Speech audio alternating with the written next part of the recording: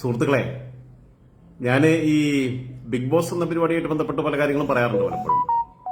അങ്ങനെ സ്ഥിരമായിട്ട് കാണുന്ന ആളൊന്നുമില്ലായിരുന്നു. ഇപ്പൊ സമീപകാലത്ത് കഴിഞ്ഞ വർഷത്തെ അലറൽ വീരന്റെ പരിപാടികൾ തൊട്ടാണ് കാണാൻ തുടങ്ങിയത്. പക്ഷെ അതിനകത്ത് എന്തെങ്കിലും ഒരു കോമൺ സെൻസ് ഉള്ള അത്യാവശ്യം കാര്യങ്ങളെക്കുറിച്ച് ചുറ്റുപാടുകളെക്കുറിച്ചൊക്കെ ബോധമുള്ള ഒരു കണ്ടസ്റ്റന്റ് ഇതുവരെ അതിനകത്ത് വന്നിട്ടുള്ളൂ എന്ന് എനിക്ക് തോന്നിയിട്ടുള്ളത് അത് നമ്മുടെ അഖിൽമാരാരാണ്. ഇപ്പൊ ഞാനിത് പറയാൻ കാരണം സംവിധായകൻ ഒമർ ലുലുവും പിന്നെ ബിഗ് ബോസിൽ കണ്ടസ്റ്റന്റ് ആയിരുന്നു. ഒമർ ലുലു ഒരു ബലാത്സംഗ കേസിൽ പെട്ടു. ഒരു പെൺകുട്ടി, ഒരു യുവനടി, അദ്ദേഹത്തിനെതിരെ ബലാത്സംഗ കേസ് കാരണം ഒരുപാട് സ്ഥലത്ത് കൊണ്ടുകടന്ന് ജനുവരി തൊട്ട് ഏപ്രിൽ വരെ ഉള്ള കാലഘട്ടങ്ങളിൽ പീഡിപ്പിച്ചു, അവസരം തരാമെന്നാണ് പീഡിപ്പിച്ചു എന്നൊക്കെ പറഞ്ഞിട്ട്. ആ കേസുമായി ബന്ധപ്പെട്ട് എനിക്ക് വേറെ കുറെ അഭിപ്രായങ്ങളുണ്ട്. അത് ഞാൻ ഇന്ന് വൈകിട്ട് തന്നെ പറയുന്നതാണ്. ഒമർ ലുലുവിന്റെ വിഷയം, അതേപോലെ തന്നെ ഇതിനു മുമ്പ് വിജയ് ബാബുവിനെതിരെ 2022 ഉയർന്നു വന്ന പീഡന കേസും ഒക്കെ അതുമായി ബന്ധപ്പെട്ടിട്ടുള്ള ചില സാമൂഹികമായ വിഷയങ്ങളുണ്ട്. അതിനെക്കുറിച്ചുള്ള വിശദമായിട്ടുള്ള സ്റ്റോറി പിന്നെ ചെയ്യും. ഇപ്പൊ എന്താ പ്രശ്നം എന്ന് പറഞ്ഞു കഴിഞ്ഞാൽ, ഈ വിഷയം വന്നു കഴിഞ്ഞപ്പം ഈ കേസുമായി ബന്ധപ്പെട്ട് അഖിൽമാരാര് ഒരു ഫേസ്ബുക്കിൽ ഒരു പോസ്റ്റ് ഇട്ടു, ഒരു ചെറിയൊരു വീഡിയോ ചെയ്തിട്ടുണ്ട്. അഖിൽമാരാരെ ഞാൻ പറഞ്ഞല്ലോ, വളരെ ബ്രില്യന്റ് ആണ്, ഇന്റലിജന്റ് ആണ്, നല്ല സെൻസ് ഉള്ള ആളാണ്, ഹ്യൂമർ സെൻസ് ഉള്ള ആളാണ്, അങ്ങനത്തെ ബുദ്ധിമാനാണ്. അതുകൊണ്ടാണ് എനിക്ക് ഇഷ്ടം. അല്ലാതെ ഈ ബിഗ് ബോസിൽ പോയിട്ട് കോപ്രായം കാണിച്ചിട്ടില്ല. അഖിൽമാരെ ഞാൻ ശ്രദ്ധിക്കുന്നത് 2021 2021 മെയ് മാസത്തിലാണെന്ന് തോന്നുന്നു. ലക്ഷദ്വീപ് അഡ്മിനിസ്ട്രേറ്റർ പ്രഫുൽ ഗോഡ പട്ടേലുമായി ബന്ധപ്പെട്ട വലിയ വിവാദങ്ങൾ, ലക്ഷദ്വീപിലുണ്ടായിട്ടുള്ള വലിയ പ്രശ്നങ്ങളൊക്കെ കൂടെ വരുമ്പോൾ ജയ്ഹിന്ദ് ചാനലിൽ, BJPയുടെ ജനം ചാനലിനകത്ത് ചർച്ച നടക്കുക. ആ ചർച്ചയിൽ പാനലിൽ ഒന്നുള്ളത് അഖിൽമാരാരാണ്. അന്ന് അഖിൽമാരാരെ എനിക്ക് അറിയുപോലുമില്ല, ഏതാ ഈ പയ്യൻ എന്നുള്ളതായി കരുതിയത്. അഖിലെ അതിന്റെ ഇടയിൽ ഞാൻ കോൺടാക്ട് ചെയ്തിരുന്നു. അഖിലിനെ ഞാൻ ആകെ ഒരു പ്രാവശ്യം മാത്രമാണ് നേരിട്ട് കാണുകയും സംസാരിക്കുകയും ചെയ്തിട്ടുള്ളത്. പിന്നെ അഖിലിന്റെ നമ്പർ എന്റെ കയ്യിലില്ല. ശ്രീഹരിയുടെ അടുത്താണ് കാര്യങ്ങൾ പറയാറുള്ളത്. ഹരിയെ 2 ദിവസം മുമ്പ് വിളിച്ചിരുന്നു വേറെ വിഷയമായിട്ട് ബന്ധപ്പെട്ട്. അന്നപ്പോ അഖിൽ ദുബായിലായിരുന്നു. ഓക്കെ, ആ ചർച്ചയ്ക്കകത്ത് അഖില് പറയുന്നുണ്ട്, അഖിൽ പ്രഫുൽ ഗോഡ പട്ടേൽ എന്നുള്ള പറയുമ്പോൾ ഈ ജനദേവിക്കകത്ത് അന്തവും കുന്തം ഇല്ലാത്ത ഏതൊരു മൊണ്ണയാണ് അതിൽ അവതാരകനായിട്ട് ഇരിക്കുന്നത്. ഇവൻ പറഞ്ഞു അങ്ങനെ പറയരുത്, അങ്ങനെ, കാരണം പ്രഫുൽ ഗോഡ പട്ടേൽ എന്നാണ് ഇവൻ കരുതി. ഇയാളെ പേരെന്താന്ന് പോലും ഫുള്ളായിട്ട് ഇവൻ അറിയില്ല, അവതാരകരെ എവിടെന്നാ ജേർണലിസം പഠിച്ചെന്ന് എനിക്കറിയില്ല. അങ്ങനെ പറയരുത്, അങ്ങനെ ആളെ അധിക്ഷേപിക്കരുത്, അങ്ങനെ പറയാൻ പാടില്ല എന്നൊക്കെ പറഞ്ഞിട്ട് ഒരു 5 വയസ്സിന് ബുദ്ധി ഇല്ലാത്ത ഒരുത്തൻ അവതാരകൻ, ഒരു ചങ്ങായി വെളുത്തിട്ട് തടിച്ചിട്ട് ഒരുത്തൻ. ഇവ ഇതിങ്ങനെ പറഞ്ഞപ്പോൾ അവസാനം അഖിൽമാരാര് പറഞ്ഞു, അയാളുടെ പേര് അയാളുടെ പേര് അയ്യപ്പൻ എന്നാണെങ്കിൽ ഞാൻ അയ്യപ്പൻ എന്ന് പറയായിരുന്നു, ഗോപാലൻ എന്നാണെങ്കിൽ ഞാൻ ഗോപാലൻ എന്ന് പറയായിരുന്നു. നിർഭാഗ്യവശാൽ അദ്ദേഹത്തിന്റെ പേര് ഇങ്ങനെയായി പോയി എന്നാണ്. അപ്പോഴാണ് മറ്റവന് കാര്യം തിരിഞ്ഞത്. ഓക്കെ, അങ്ങനെയാണ് ഞാൻ അഖിലിനെ ശ്രദ്ധിക്കുന്നത്. ഇയാളുടെ പേരെന്താണെന്നുള്ള പിന്നീട് അന്വേഷിക്കുന്നതും പിന്നെ ഇയാളെ കുറിച്ച് അന്വേഷിക്കുകയൊക്കെ ചെയ്യുന്നത്. കാരണം ഞാൻ എനിക്ക് ഭയങ്കരമായിട്ട് എൻജോയ് ചെയ്തൊരു ചർച്ച ചെയ്യുന്നത്. അഖില് അഖിലിന്റെ വീഡിയോ ഞാനിപ്പോ നിങ്ങളെ കാണിച്ചു തരാം. അതൊന്ന് കേട്ടു നോക്കുക ആദ്യം. സംവിധായകൻ ഒമർ ലുലുവിനെതിരെ ഒരു പീഡന പരാതി, ഒരു യുവ നടിയെ അദ്ദേഹം അവസരം കൊടുത്ത് സിനിമയിൽ അവസരം കൊടുക്കാമെന്ന് കരുതി ഒരു യുവ നടിയെ പീഡിപ്പിക്കാൻ ശ്രമിച്ചു എന്നൊരു വാർത്ത, ആ കേസെടുത്തു എന്നൊരു വാർത്ത നിങ്ങളുടെ ശ്രദ്ധയിലേക്ക് എത്തിക്കാണും. പക്ഷെ എന്റെ ഒരു വലിയ വിഷമം എന്താന്ന് വെച്ചാൽ, ഈ യുവ നടി ആരാണെന്ന് ഒരു മാധ്യമങ്ങളും പറഞ്ഞിട്ടില്ല. കഴിഞ്ഞ കുറെ കാലങ്ങളായിട്ട് മലയാള സിനിമയിൽ എത്രയോ യുവനടിമാർ വന്നിട്ടുണ്ട്. ഒമർ ലുലുവിന്റെ പടത്തിൽ തന്നെ എത്രയോ യുവനടിമാർ അഭിനയിച്ചിട്ടുണ്ട്. ഒമർ ലുലുവിന്റെ പടത്തിൽ അഭിനയിച്ചതാണോ അല്ലയോ എന്നൊന്നും ഇപ്പോഴും നമുക്ക് അറിയത്തില്ല. അതുകൊണ്ട് തന്നെ ഈ ഒരു പ്രശ്നത്തിൽ മലയാള സിനിമയിലെ യുവനടിമാർക്ക് സൈബർ ബുള്ളിങ് കാരണം ജീവിക്കാൻ പറ്റാത്തൊരു സാഹചര്യമാണ് ഉണ്ടായിട്ടുള്ളത്. പ്രിയപ്പെട്ട ശോഭാ വിശ്വനാഥിന്റെ ഏറെ പ്രിയപ്പെട്ട ഒമർക്കയാണ് ഇങ്ങനെ പീഡിപ്പിച്ചതെന്നുള്ള കാര്യം ഞാൻ ശോഭാ വിശ്വനാഥിനോട് കൂടി ഓർമ്മിപ്പിക്കാൻ ശ്രമിക്കുകയാണ്.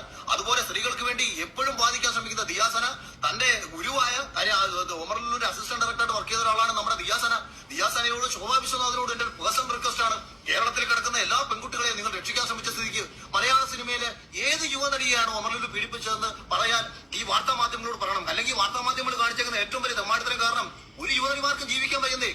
എല്ലാ യുവനടിമാരോട് പോയി എല്ലാരും ചോദിക്കുക, ഒമറൊക്കെ പീഡിപ്പിച്ച നിങ്ങളെയാണോ? ഒമറൊക്കെ നിന്നെ സിനിമയിലേക്ക് എടുക്കാൻ വേണ്ടിയിട്ടുണ്ടോ? ഒമറൊക്കെ നിന്നെയാണോ കൊണ്ടുപോയത്? എല്ലാ നടിമാരുടെ അടുത്തും പോയിട്ട് ഇങ്ങനെ ആൾക്കാരെ ചോദിച്ചോണ്ടിരിക്കുക. അത് കാരണം അവർക്ക് ജീവിക്കാൻ പറ്റുന്നില്ല. നിങ്ങൾ ബിഗ് ബോസിലെ മത്സരത്തിലെ മാത്രം രക്ഷിച്ചാൽ പോരല്ലോ, സ്ത്രീകളെ ഒന്നടങ്കം രക്ഷിക്കണമല്ലോ. അപ്പം ഗുരുവായ ഒമറിനോട് നിങ്ങളൊന്ന് ചോദിക്കൂ. അതുപോലെ ഇക്കയായ ഒമറിക്കയോട് ശോഭയൊന്ന് ചോദിക്കണം, ഇക്ക അങ്ങ് പറയൂ, ഇക്ക ആരെയാണ് അവസരം കൊടുക്കാമെന്ന് കരുതി കൊണ്ടുപോയത് എന്ന് പറഞ്ഞു കഴിഞ്ഞാൽ മലയാള സിനിമയിലുള്ള എല്ലാ യുവനടിമാരും രക്ഷപ്പെടും. ഒമർക്ക രക്ഷിക്കൂ, ഒമർക്ക സ്ത്രീകളെ അങ്ങ് രക്ഷിക്കൂ. അല്ലെങ്കിൽ ഒമർക്ക ചിലപ്പം ഞങ്ങളെയൊക്കെ ഈ അടുത്ത സിനിമയിൽ ഒമർക്ക എടുത്തു കഴിഞ്ഞാൽ ഒമർക്ക ഇങ്ങനെയാണ് കൊണ്ടുപോയതെന്ന് ആൾക്കാർ പറയത്തില്ലേ?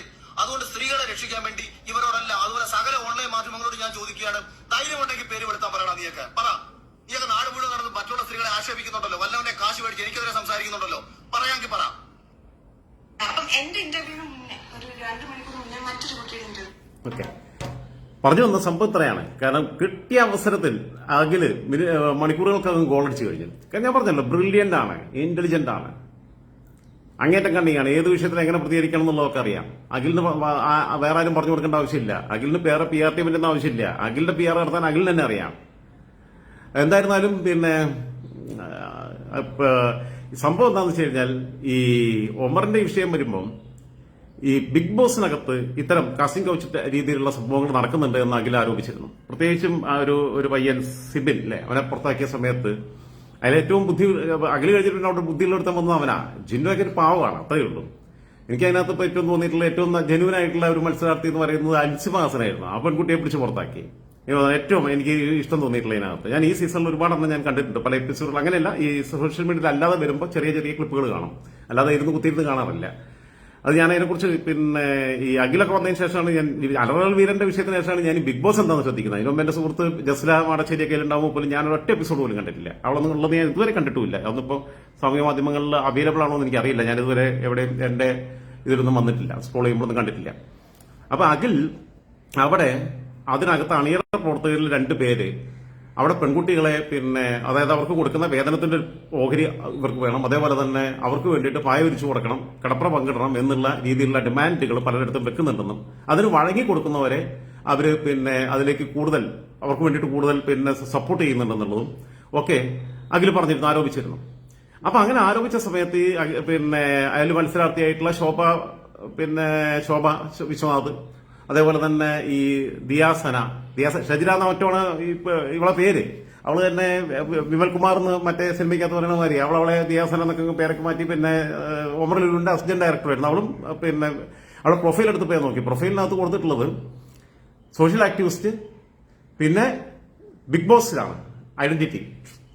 അവന് അസിസ്റ്റന്റ് ഡയറക്ടറായിട്ട് ചെയ്തിട്ടുള്ള സംഭവങ്ങൾ പോലുമല്ല, ഹൈലൈറ്റ് ചെയ്തിരിക്കുന്ന ഇതാണ് ബിഗ് ബോസ് കണ്ടസ്റ്റന്റ് ആയിരുന്നു എന്നുള്ളതാണ്. ഇത്രയുള്ളവരൊക്കെ ശോഭ വിശ്വനാഥൊക്കെ നമ്മളൊക്കെ ഈ പേരൊക്കെ കേൾക്കി ദിയാസേന ശോഭ വിശ്വനാഥ് എന്നൊക്കെ കേൾക്കുന്നത് ഇപ്പൊ അടുത്ത കാലത്താണ് ഇങ്ങനെ കേൾക്കുന്നത്. ഞാൻ ദിയാസേനയെ ഇതുവരെ ശ്രദ്ധിച്ചിട്ടുണ്ടായിരുന്നില്ല. ദിയാസേനയുടെ ശോഭ വിശ്വനാഥിന്റേത് പിന്നെ ശോഭ വിശ്വനാഥാണെന്നുള്ളത് പോലും എനിക്ക് പേരറിയില്ലായിരുന്നു. ശോഭ എന്നായിരുന്നു ഞാൻ കേട്ടിരുന്നത്.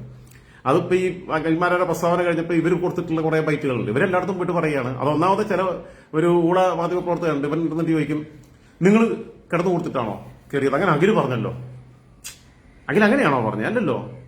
മൊത്തത്തിൽ അധിക്ഷേപിച്ചാണോ പറഞ്ഞല്ല. അഖിൽ പറഞ്ഞ അങ്ങനെ പിന്നെ സംവിധാനം അതിനകത്ത് നടക്കുന്നുണ്ട് എന്നുള്ളത് പിന്നെ സമൂഹത്തിന്റെ ശ്രദ്ധയിലേക്ക് കൊണ്ടുവന്നു. അതുകൊണ്ട് എന്തായി, ആ ടീം മൊത്തം വിജിലന്റായി.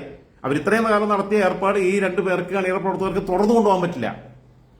ഇതിന്റെ പ്രൊഡ്യൂസേഴ്സും ഇതിന്റെ പിന്നെ മോഹൻലാൽ ഉൾപ്പെടെയുള്ള ആളുകളും ഏഷ്യാനെറ്റിന്റെ പിന്നെ ടീം ലീഡേഴ്സും ഒക്കെ ഇത് പിന്നെ കൃത്യമായിട്ട് നിരീക്ഷിച്ചുകൊണ്ടിരിക്കും, മോണിറ്റർ ചെയ്യും, സ്ക്രൂട്ടിനി നടത്തും, റിവ്യൂ ചെയ്യും, ഒക്കെ ചെയ്യും. എന്താണ് what is happening behind the curtain എന്നുള്ളത് അവരെ ചെക്ക് ചെയ്തുകൊണ്ടിരിക്കും. അതുകൊണ്ട് ഇവരെ കളി കുറേ പൊളിയും. അത് പൊളിഞ്ഞു. അഖിൽ ഉദ്ദേശിച്ച അത്ര തന്നെയാ. അഖിൽ വലിയ സാമൂഹ്യ പ്രവർത്തനം നടത്തിയിട്ടുള്ളത്.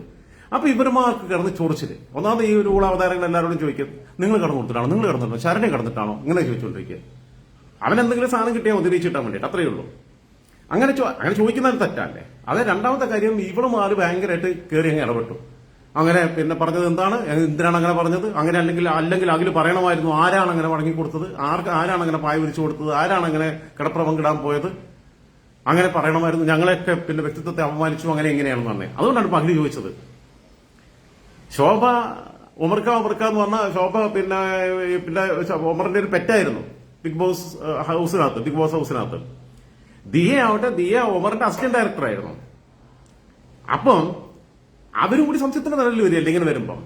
ഈ നടി ആരാണെന്ന് പറഞ്ഞിട്ടില്ലല്ലോ, അല്ലെങ്കിൽ ആരെയാണ് പിടിപ്പിച്ചതെന്ന് പറഞ്ഞിട്ടില്ലല്ലോ. അപ്പൊ ഇദ്ദേഹത്തിന്റെ കൂടെ ടീമിൽ പോകുന്ന ആൾക്കാരെ ഇദ്ദേഹം പീഡിപ്പിക്കുന്നുണ്ട് എന്നുള്ള സംഭവം വരുമ്പം എന്തേ ഉമർക്കാന്ന് വിളിച്ച് നടന്ന ശോഭയ്ക്ക് പിന്നെ ഇതിനകത്ത് പ്രതികരിക്കേണ്ടതാ ചോദിച്ചത്. ഇത്തരം ചോദ്യങ്ങൾ ചോദിച്ച ഓൺലൈൻ പിന്നെ ഊള അവതാരകന് പിന്നെ മറ്റുള്ളവരോട് ഇത് ചോദിക്കാൻ പിന്നെ ചോദിച്ചുകൂടെയെന്ന് ചോദിക്കുന്നത് ന്യായമായ ചോദ്യമല്ലേ. അഖിലിനെതിരെ ഇവർ കൊടുത്തത് ബൂമറാങ് പോലെ ഇപ്പൊ തിരിച്ചടിച്ചിരിക്കുക. ദിയ അസോസിയേറ്റ് ഡയറക്ടറായിട്ട് വർക്ക് ചെയ്യുമ്പം ഇങ്ങനെ വഴങ്ങി കൊടുത്തിട്ടാണോ പോയത് എന്നുള്ള ചോദ്യമല്ലേ. അതുകൊണ്ട് പിന്നെ ഈ ആളുടെ പേര് ആരാണ് എന്നുള്ളത് അറ്റ്ലീസ്റ്റ് അവർ ഉമറിനോടെങ്കിലും ചോദിക്കുകയും, അല്ലെങ്കിൽ ഇവർ സമൂഹത്തിന്റെ മുമ്പിൽ ഒരു പിന്നെ സാമൂഹ്യ മാധ്യമങ്ങളിലൂടെ ഞങ്ങളല്ല കേട്ടോ എന്നുള്ളത് പറയുകയെങ്കിലും ചെയ്യണം. ഒരു പോസ്റ്ററിട്ടെ എന്നുള്ളത് അഖിൽ പറഞ്ഞത് നന്നായി എനിക്ക് തോന്നണേ. ചൊറിഞ്ഞ് പറ്റുന്നവരടുത്ത് ചോദിക്കണം. അഖിലിന്റെ അടുത്തൊക്കെ പോയാൽ തീക്കെട്ടിൽ ഉറുമ്പരിച്ച മാതിരി ഉണ്ടാവും. അവിടെ കിടന്ന് കരിഞ്ഞുണങ്ങിപ്പോവും. അഖിലിനോടൊക്കെ സംസാരിക്കാനുള്ള ഒരു സ്റ്റഫ് ഒമറിനെ എനിക്ക് ഇഷ്ടമാണ്. എന്തൊക്കെ പറഞ്ഞാലും ഒമറിന്റെ ഈ വിഷയത്തെക്കുറിച്ച് ഞാൻ വിശദമായിട്ട് പിന്നീട് പറയുന്നതാണ്. എനിക്ക് ഒമറിനെ ഇഷ്ടം. ഒമർ വളരെ ട്രാൻസ്പെറൻസി ഉള്ള ആളാണ്, ഓപ്പണാണ്. ഏതോ ഒരു നടിയുടെ അടുത്ത് പിന്നെ ഏതോ അവസരം ചോദിച്ചു പെൺകുട്ടിയുടെ ആയിട്ടുള്ള പിന്നെ ഒരുമിച്ചിരിക്കുന്ന ഒരു ബൈറ്റ് ഞാൻ കണ്ടിരുന്നു. നിനക്ക് ആ സിനിമയിൽ അഭിനയം അവസരം തരാന്ന് പറഞ്ഞല്ലേ, ലിപ് ലോക്ക് സീൻ ഉണ്ടെന്ന് പറഞ്ഞപ്പോൾ നിനക്ക് പറ്റില്ല എന്ന് പറഞ്ഞില്ലേ എന്ന് ചോദിച്ചു. അല്ല, ലിപ് ലോക്ക് പറ്റില്ല എന്നാണ് എനിക്ക് ബുദ്ധിമുട്ടുണ്ട്. പിന്നെ നീ അഭിനയിക്കുന്ന സീനിൽ പിന്നെ നിനക്ക് പോലെ സംവിധായകനായ ഞാൻ പോയിട്ട് ലിപ് ലോക്ക് ചെയ്താൽ പറ്റുമോ എന്ന് ചോദിക്കുന്നുണ്ട്. അങ്ങനെ ഓപ്പണാണ് ഒമർ. ഈ വിഷയത്തിന്റെ ഒമറുമായിട്ട് ബന്ധപ്പെട്ട ഈ പീഡന ആരോപണം ബലാത്സംഗ കേസുമായി ബന്ധപ്പെട്ടിട്ടുള്ള വിഷയത്തെക്കുറിച്ച് ഞാൻ വേറെ സ്റ്റോറി ചെയ്യും. എല്ലാം കൂടി രണ്ടും കൂടി മിക്സ് ചെയ്തിട്ട് ലെങ്ത് കൂടണ്ടെന്ന് എഴുതി. എല്ലാവരും പറയുന്നുണ്ട് എന്റെ 1/2 മണിക്കൂർ 25 മിനിറ്റ് ഒക്കെ ആകുമ്പോൾ ബുദ്ധിമുട്ടാവുന്നുണ്ടെന്നുള്ളത് ഒരുപാട് പേര് വാട്സാപ്പിലൊക്കെ മെസ്സേജ് അയക്കുന്നുണ്ട്. അതുകൊണ്ട് ക്ഷമിക്കുക. എന്തായിരുന്നാലും കിട്ടിയ അവസരത്തിൽ അഖിലങ്ങോട്ട് ചാമ്പി ചേരിക്ക് ശോഭയ്ക്കും പിന്നെ ദേ സനയ്ക്ക് വിട്ടിട്ട് ഇതൊക്കെ തന്നെ ഇവരുടെയൊക്കെ ആക്ടീവ്സ് ഒക്കെ ഒന്ന് പൊളിച്ചു കാണിക്കേണ്ട സാധനം തന്നെയാണ്. ഇനി അവര് പറയട്ടെ, അവർക്കെന്താ പറയാനുള്ളത് കേൾക്കണമല്ലോ നമുക്ക്.